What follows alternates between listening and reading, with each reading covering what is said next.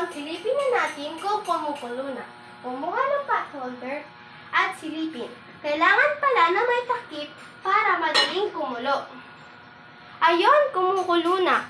Antayin ng ilan pang minuto para masipsip ng isda ang mga ingredients.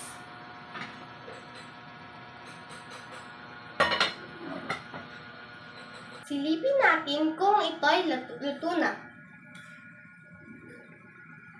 Kung maalat, dagdagan ng asin. Dagdagan ng asin. Pag maalat, dagdagan ng tubig. Kung matabang, dagdagan ng asin. Ngayon, tikman na natin.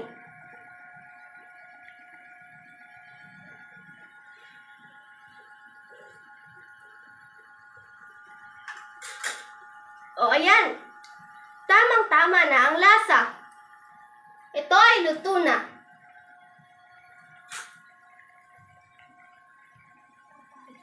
Patayin ang gas. Salamat po sa pagsama sa akin sa aking vlog. Thank you po. Bye-bye!